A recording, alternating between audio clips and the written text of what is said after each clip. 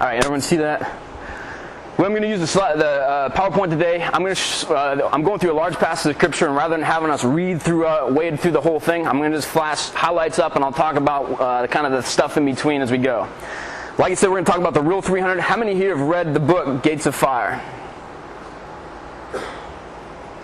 How many here have read the book Gates of Fire? A few people. It's a book about the Spartans at the Battle of Thermopylae, the Spartan culture, men who, from the very beginning of their life through the end, their vision, their goal was to become a literal physical warrior. And their whole culture, from the way the men worked to the way the women looked at their purpose in life, was to breed this warrior culture. This is a book that, for those, I'm sure there's a few out there who have seen the movie The 300. That's what that movie was based off of. That's not what I'm going to talk about, so if you didn't watch it, don't worry about it. I'm going to go to the real 300. This happened about 450 BC. I'm going to go about a millennium before that, to the original 300. To set the stage here, what has happened is Joshua has moved in, and the entire Israelites have conquered the Promised Land, and they're now living there. Joshua, his right-hand man Caleb, have reached a ripe old age. They have now passed on. His elders that worked with him have also grown old and have passed on. And now we've moved into the time in the nation of Israel that is covered by the book of Judges. It is a book with many ups and downs. The nation of Israel seems to fall into a lot of apostasy.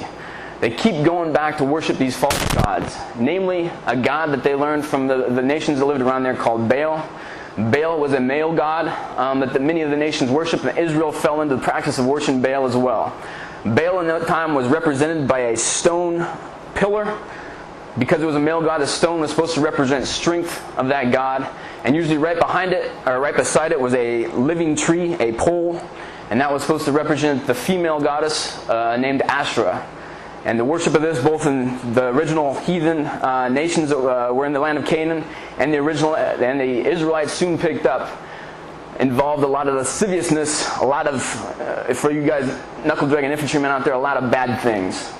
That's what went on as they worshipped this god of Baal and Asherah. So this is what the nation of Israel fell into, and because of that, God continually judged them. And they're in a time of judgment right now. The Midianites, along with the Amalekites, and what the Bible describes the people of the East, have moved in and conquered the Israelites, and have made them basically subservient to the Israelites at this time. In order to show their strong hand, the Midianites, Amalekites, and people of the East, on an annual basis, bring their entire army into the land of Israel, gather all the food, all the crops, and anything they've produced, and carry it back to their own land, leaving the people of Israel in a state of extreme famine and poverty. And obviously it's not very fun. So this is the state we find in Israel as we move into this story. And it's in this state that we move into the call of a man named Gideon. God calls Midian at a point in life where we see some special things about him. Gideon is in a wine press. For those who are not real familiar, in that time, they would make basically a small, stone well. It's just a small hole in the ground, maybe 6-8 feet in diameter, with stone and mortar, probably about the height of a man deep, and that's where they dump grapes and walk around to create wine. He wasn't down in the wine press creating wine dough. He was actually threshing wheat.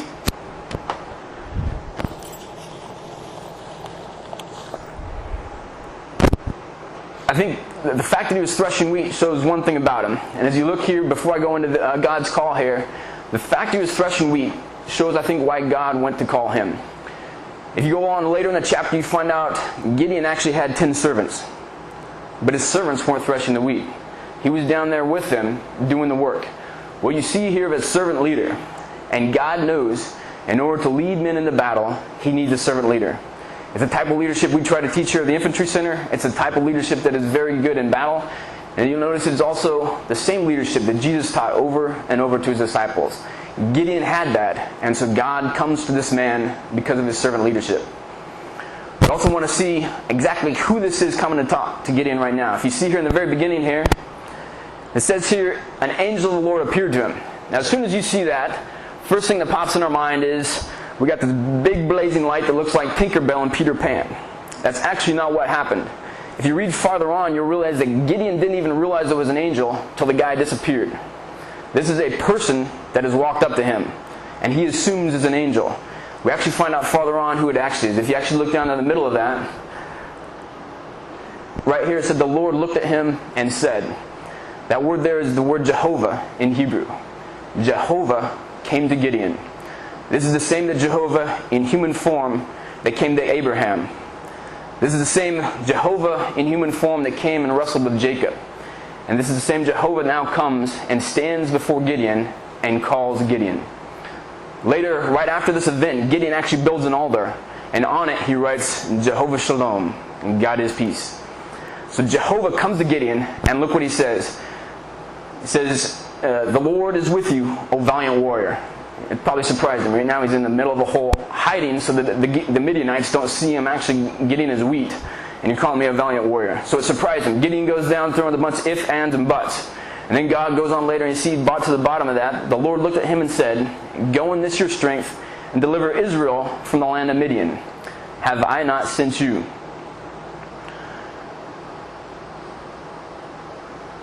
Alright. What is his confidence there? His confidence is not that he was Commandant's list at IOBC. His confidence to go out was not that he had the Tower of Power on his left sleeve or a scroll on his right sleeve. His confidence was that he was simply sent by God. If you go on the next page here, we'll see the actual calling that God has called us. Jesus actually, in the same passage that Chris talked about earlier, has called us to a special mission. He's called us to a very special mission. You see here in the very beginning when Jesus called the disciples in the same passage that Chris talked about, and Jesus said to them, come follow me, and I will make you fishermen of men. We see here, what is our job? To simply follow Christ. When we decide to do that, do we automatically become fishermen of men? No, it's going to be a process. As we watch Jesus, as we watch those that follow Jesus, we are going to slowly become fishermen of men. And in the end, what is the end result? It's that second verse there, Matthew 28, 19 to 20, or 18 to 20 there. It is our great commission. Because of the authority that Jesus has been given, he says to go and make disciples of all nations. And farther on in the verse he says, teaching them to do everything I have commanded. Our commission, God is sending us to make disciples. He's not just sending those apostles and those few men sitting on that hill in Galilee when he first gave that commission. He's not just sending the chaplain who stands up here at the Airborne Chapel. He's not just sending the missionary out in Africa right now. He's sending me, and he's sending you, and he's called us. The answer is, like Gideon, we have a choice. Are we going to respond, or are we not going to respond? Our job, though, is simply to respond. You also see that Gideon's confidence, like I said, was not that he was Commandant's list of IOBC. His confidence was that God had sent him. Our confidence is not that we were a lot of skill. If you look at the original 12, none of them were highly trained. Most of them, scholars say, were teenagers. Scholars say that the only one who was probably in his 20s was Peter. Many of them fishermen, coming from a few other walks of life. They were not highly skilled, but their confidence was this, that Jesus had sent them, just as he sent you and I. Hopping back to Gideon here, God had to test Gideon. God asked him to do something. God asked him to go and tear down his father's Baal and his father's Asherah pole. Now wait a second, that tells me something about him. Realize Gideon right now is not in a very righteous place. It's not like God chose Gideon because he was in this righteous enclave in the tribe of Manasseh in Israel. Gideon's own father was worshiping Baal and Asherah. Gideon's whole village was worshiping Baal and Asherah. Gideon was selected because he was one of very few. Probably very much like you in the airborne barracks and those of you in ranger barracks. You were probably very similar. One of a few among a very unrighteous crowd. God has selected us among the midst of an unrighteous world and given us a commission. So God selected him to do a very specific mission here. He selected him to go tear down this Baal. Now Gideon realizes that he is going to have to go tear down this altar. And also God told him that he wants him to take one bull to pull down the altar and one bull to build a new altar and sacrifice that bull on the new altar. So this is not going to be any easy operation to pull on covertly. So Gideon does the first thing any good military commander would do. He gets some friends to go on a crazy mission with him. He says he gets 10 servants to go with him. So basically what Gideon has done, he set up an SFA team. I'm sure the first thing they did is like any good SFA team, is they went and bought Oakley sunglasses. Once they got their Oakleys, they're ready to go.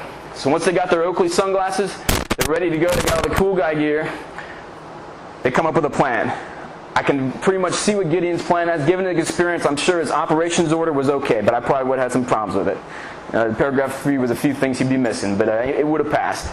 He did the next thing every good military commander did. He pulled his guys into a hangar. And that's where all operations are planned at, right? So they pulled them all into a hangar, and they started doing their PCIs. He's got the sand table out there. They worked through that, all right. We're going through the full rehearsal, do the live rehearsal there. All right, now we got PCIs. He lines his 10 dudes up, goes the first guy, all right. You got bull number 1, good. All right, second guy, you got bull number 2, good.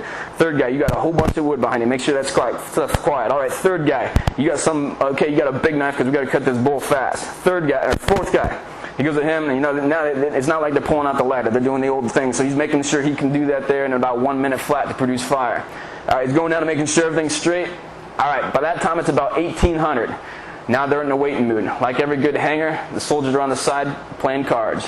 Gideon's out there checking things out, seeing what's going on. 1900, checks it out. The Israelites are still kind of walking around there a little bit. 2000, still some Israelites walking out. The sun's starting to set, so it's starting to get some good conditions. 2100, the Israelites leaving the restaurants, moving around, back to the house. 2200, getting dark. Things starting to settle down. A couple guys still walking around. 2300, 2400. Finally, there's only a couple dogs out. We let them go to sleep. 01, we're ready to go. He walks back into the hangar. Irene. They start moving out. All right, he's rolling now.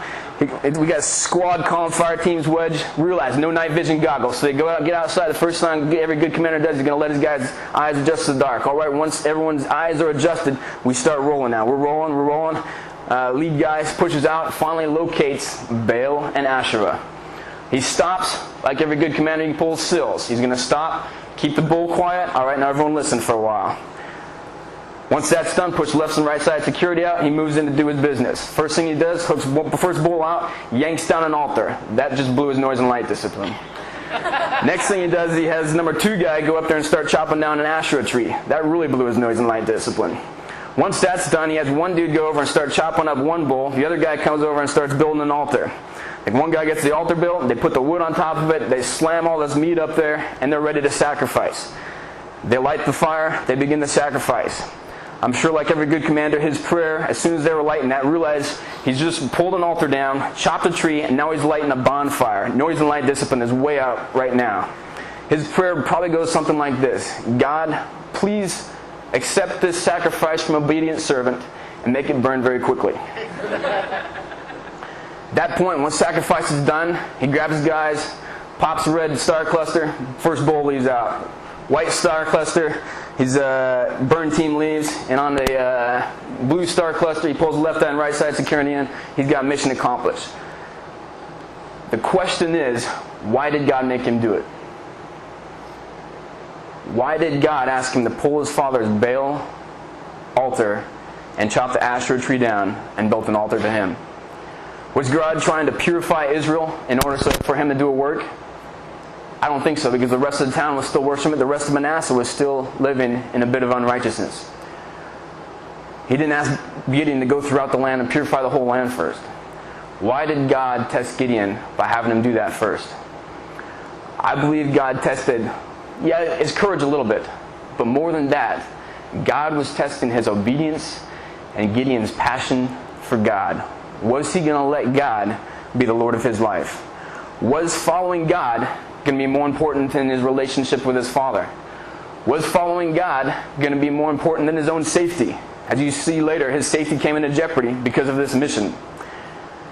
Was obedience to God more important than his reputation? You'll find out that this is very similar to the same test that God gives us once we are called to follow Christ immediately after being called. If you go to the next slide there. Jesus challenged his disciples with this in Luke 14:25-28 there. Now large crowds were going around with him, and he turned and said to them, "If anyone comes to me and does not hate his own father and mother, and wife and children, and brothers and sisters, yes, and even his own life, he cannot be my disciple. Whoever does not carry his own cross and come after me cannot be my disciple. Those are very strong words. What is Jesus trying to say here? I would argue that Jesus here is not trying to say that we're supposed to hate our mother. And he's not saying we're supposed to hate children.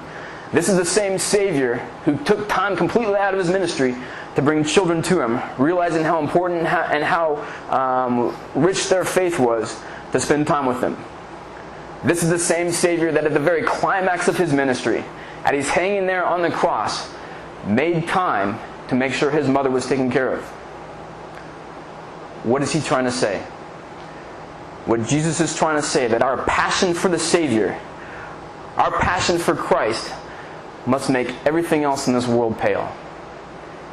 Everything else that we look at must pale compared to our passion for God. Otherwise, we're not really following Christ like he wants us to. That's challenging. That challenged his own disciples. But he's going to test us on that. Just like he tests Gideon, I'll tell you what, he's going to test me and he's going to test you very early in our following him, and then he's going to test us along the way. Officers, NCO, soldiers, are we going to make our career more important than Jesus? Cadets, are you going to make academics this year more important than following Jesus? Cadets at West Point, is that star wreath going to be more important than following Jesus? Are the relationships in your life more important than following Jesus? Are any of those things bad? No. But they should all pale compared to our passion for the Savior. Otherwise, we need to really question how we're following Christ. Jesus' own word said here, we need to look and see, are we really his disciples? Alright, given this, we're going to go back to Gideon here. I'm going to skip, for those of you who know the story of Gideon, Gideon has a lot of questions about whether God really wants him to go bring salvation and freedom to the Israelites. And he asked God a whole bunch of questions. And he asked God to prove him in miraculous ways to make sure that this is what God really wants him to do. And God does that and answers his questions. For those who are familiar with this story, it's the story of the fleece. I'm going to not get into that right now, and I'm actually going to skip ahead to the raising of Gideon's army. Now, before I go there, you understand that as Gideon starts collecting his army, you've got to do the enemy analysis first. Enemy always gets a choice. You've got to figure out what the enemy's doing here. At the time that Gideon's getting his army together, Midian has once again moved into the land of Israel. They've pulled with them the Amalekites and the people of the east. And the verse there actually says that they look like locusts, a swarm of locusts across the valley. Has anyone here seen the swarm of locusts? Some of the guys? Okay. I had the rare opportunity, right after my time at West Point, to go do a short-term missions trip in Kenya. It was a great opportunity, one of the most wonderful times in life to go out there and see basically the cutting edge of God's kingdom out in the middle of nowhere, Kenya. But as I was landing at the airport in Nairobi, Kenya, I landed in the C-47, or the C-47, the big aircraft, all right? And you ever know there's just a regular terminal there. They pull out the big walkway into and you sit in your seat and you wait till the big thing connects into your plane and then you walk down the plank into the terminal. We sat there for a while. They finally got it connected up. We got up out of our seats. They opened the door. We went to walk out. And as I turned left to walk out that door of the aircraft into that little walkway to go to the terminal, the entire inside of that walkway was covered with what I would call grasshoppers. They would call locusts, about this big. The entire inside was covered with locusts. I looked to the guy next to me. His name was Dev. And I said, Dev, this is definitely not the U.S. That is what the Israelites were looking at down in the valley. The entire valley looked like it was crawling in insects. The Bible does not give us a number, but it was a lot of people. It also said that their camels were as many as the sands of the seashore. And you got to understand, camels in that time were pretty rare. They're very valuable. They're one of the best beasts of burden. Obviously, they're very good in an arid environment. They can carry a lot. For those of you that have been to Afghanistan, I know when we were out on the border there, we used donkeys, mules, and camels a lot in order to carry the caches of any that we'd captured. We'd use them instead of our own troops to move stuff. And we'd usually rent them basically from the local farmers. And even over there today, a camel always costs about twice what a mule does because they're so much more valuable. And so we understand here that the Midianites were very wealthy. They had a huge logistics package, and they could move a lot of things a lot of places. And that's the army that the Israelites are looking at right now. Now, given that Gideon, and it says in the verse a few before this, that the Spirit of God is with Gideon, and he sends a message throughout basically just his tribe and a couple more tribes that said, hey, let's join up and see if we can take care of this thing. And he gets 32,000 people to join up with him, which actually, if you think about it, is quite a bit. If I send an email out to all Americans right now and said, let's go whoop up on the Canucks and meet me up in Montana somewhere, I'd probably get about 2 guys from the Michigan militia dressed very strange to join me. And that's about all I'd probably see. So he got 32,000 people to come out here, and they're standing here looking down at this swarm of people in the bottom of the valley. And that's what he has right now. He's got 32,000 people, which we don't know his odds. Realize, in the United States Army, what odds do we attack with? By doctrine, 3-to-1 odds. He's probably looking at 1-to-10 odds, maybe 1-to-15 odds as a guess. So he's sitting up there in the mountain, looking at the valley, and that's his odds. And what does God tell him? You can look midway down the slide there, and it says, you have too many warriors with you. If I let all of you fight the Midianites, the Israelites will boast to me that they have saved themselves by their own strength. So God decides to cut it down. The first thing he says is everyone that is timid needs to leave. And so Gideon stands up and said, all right, God says there's too many of you guys. I don't understand this, but if you're timid, afraid, you need to go ahead and take off. He loses 2/3 of his army. Over 2/3. He drops down to 10,000 people. Now I want to talk a little bit about what condition God said there. I would argue that how many people were timid there? I would argue that 32,000 people were timid and afraid. I'm right now reading the book written by Road to Unafraid, I think, by this name just slipped me, Chaplain Strucker. And at the very beginning of that book, Chaplain Strucker, who was with the Rangers at Somalia, said every one of those Rangers was afraid. There's a saying that there's no atheist in a foxhole.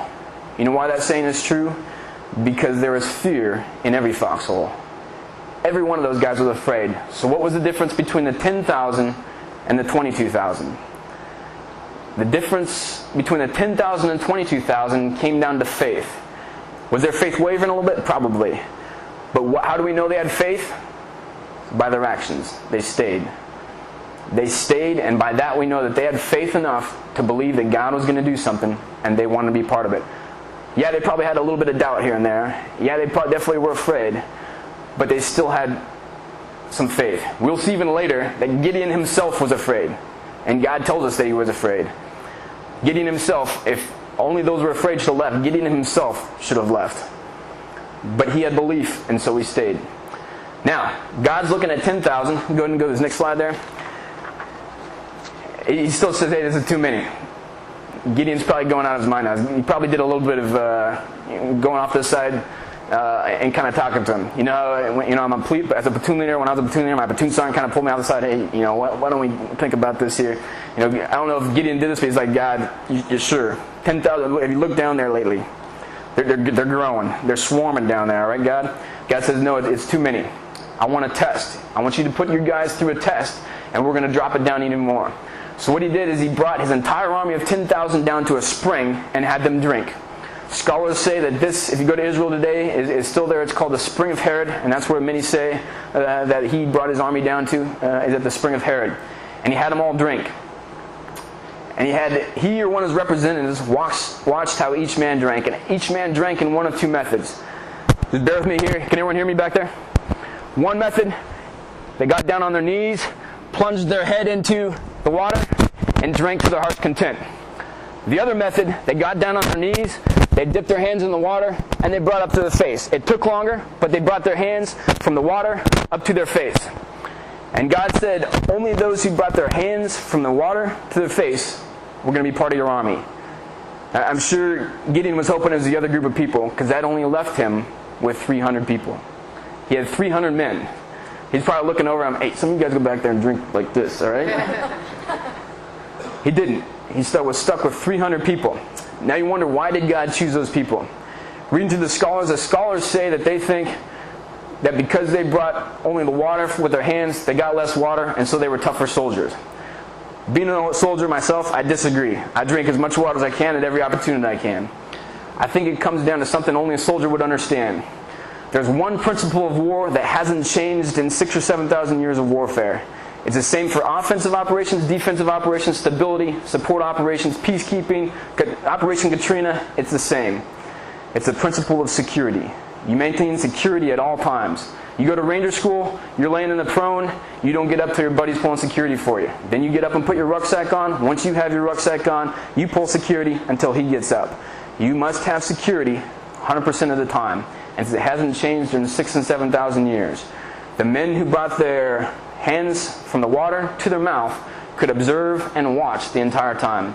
They were disciplined and they were pulling security 100%. He had the most disciplined 300 men in his army, and that's all he had. And this is the men that God chose to create salvation and freedom for the Israelites at that time. Let's hop over to Jesus one time. Jesus did something kind of similar in reducing the size of the people he was investing in. If you look here at Mark 3, 14 to 19. I'm just going to read the first verse there. And he appointed 12 so that they would be with him and that he could send them out to preach and to have authority to cast out the demons. And then it goes there and you can see it lists the 12 that he chose. Obviously, as Chuck says, he actually was left with 11 of them because one got a no-go. But he chose 12 that they may be with him. These were the guys that stayed close with him throughout his ministry. If you go to Matthew 5:1, it says, "And seeing the multitudes, he went up into the mountain. And when he was set, his disciples came unto him, and he opened his mouth and taught them, saying," and then he goes into the Sermon on the Mount. So you see, even before he starts preaching to the masses, he stops and says, "Hey, okay, you 12, come here. Now check this out." And then he preaches. They were with him the entire ministry and watched everything he did. Now remember, we just went to that we are supposed to follow Jesus. I think that his ministry is an example to us. Not only his servant leadership, but the way he did ministry.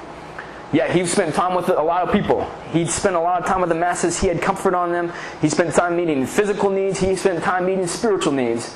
But his biggest focus was those 12. Question: did the multitudes turn the world upside down? They ended up crucifying Jesus. It was those 12 that turned the world upside down. It was the guys that he invested in that turned the world upside down. And if we're supposed to follow Jesus and then become fishers of men, I would argue that part of being fishermen of men is understanding that part of what Jesus did. Yes, you have a lot of people in each of our spheres of influence, but within that, there's probably a few hungry people. Just like those fishermen, tax collectors, physicians that were among those young disciples that Jesus invested in. There's some hungry people out there. Question is, can we just invest a little bit to help them bring them closer to Christ? Can we spend some time with them and try to see if they can grow closer to Christ because of what we're doing? And in a second I'll show you Gideon, and then the Apostle Paul will show us how to do that. We're flipping here now, and we're going to see, now that he's got his 300, what is his battle plan? He's facing huge odds, obviously. If he was 1 to 10 odds with 32,000, he's got very bad odds right now. So what's God have him do? First thing God has him do is he says, if you're afraid, go do a leader's recon. That's what he said. And Gideon went and did a leader's recon, so what's that tell us? Gideon was afraid. So maybe there was something else. That's why I said there's probably something else that differentiated the 10,000 from the 22,000. Gideon goes down to do a recon. He's got 300, leaves them at the ORP like every good commander, grabs his RTO. He has one guy. He slowly moves down in the middle of the night. They finally begin low crawling down to the very edge of the Midianite camp. And there at the Midianite camp, he observes some bizarre behavior. I'm going to just tell you, this is bizarre behavior. He's laying there. He can hear what the sentries are talking about. And one sentry looks over to the other and says, "Hey dude, I just had this dream that this loaf of barley rolled down the hill, hit my tent, and knocked it down." Sounds like what a buddy of mine rolled over and told me in ranger school. "Hey dude, I just saw this Big Mac roll into our foxhole. Can you find it for me?" Gideon's got to be like, "Man, what are these guys smoking down here?" The guy next to him the other sentry turns to him and says, sitting there, walking around doing the sentry thing. He turns to him and says, "Hey, that can't be anything but the sword of Gideon. They're about to come up and whoop us up." And then they keep on just going about their business. I think I'd be trying to E&E at that point if that's what I truly believe. But he just spouts that out, and Gideon's like, "Wow, God must be about to do something here." Low crawls back to his ORP and gets with his 300. Now, He's basically got 300 people. What he does is basically a small battalion-sized element. He breaks it into 3 elements. He's company commander for one element. He appoints 2 other guys to be company commanders for the other 2 elements. Here's their scheme of maneuver. They're going to walk down, single file order. He doesn't give them the swords. He's not giving them an M240. At that point, I'd be asking for MLRS. All they got is a horn, a jar, and a torch. A horn, a jar, and a torch. And what he tells them to do is carry the horn in one hand.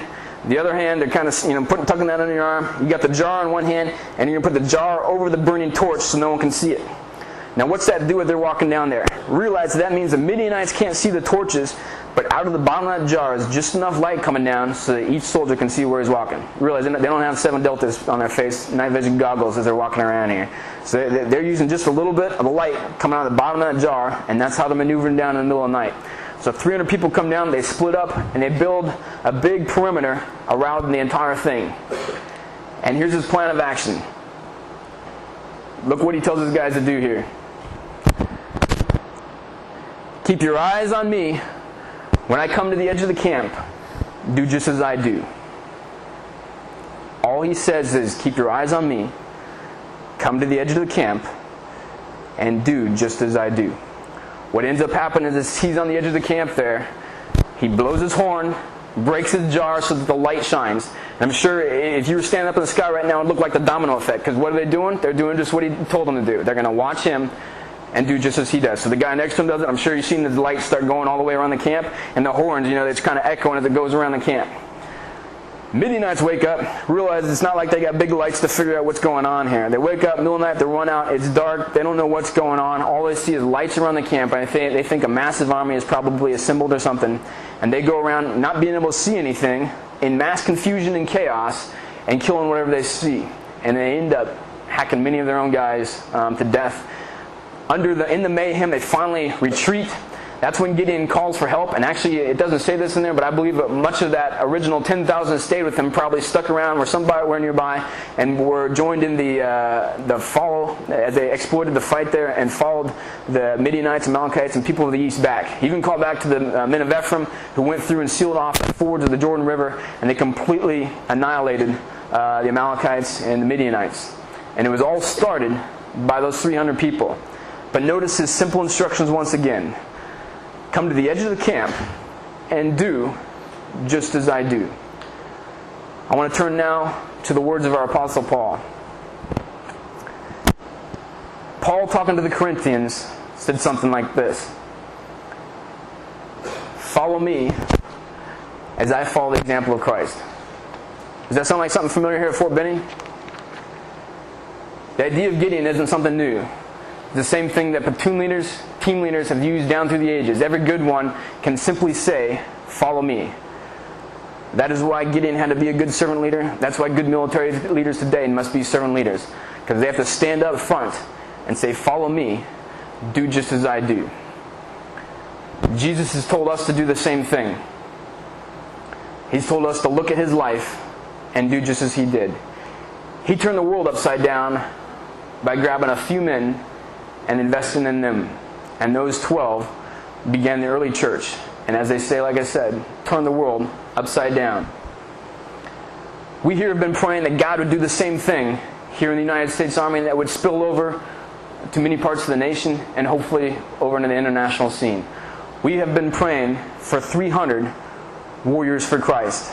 300 people who are on fire for Christ and willing to grab their jar and their torch and at the right time lift that torch high wherever they are. We are praying for cooks, paratroopers, mechanics, engineers, everything, who are simply on fire for Christ and willing to follow and willing to lift that torch wherever they are.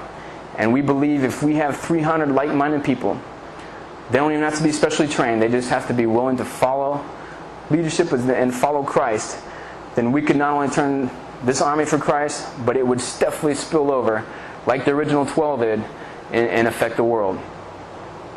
So my question to you is, do you want to be part of that 300? Like Gideon, I'm sure I don't know what the odds are. I don't know how many here do. I don't know how many don't. But it's a challenge for each one of us. It's a challenge for me. Do we want to be part of that 300? That's my last challenge. I'll turn it over to Chuck.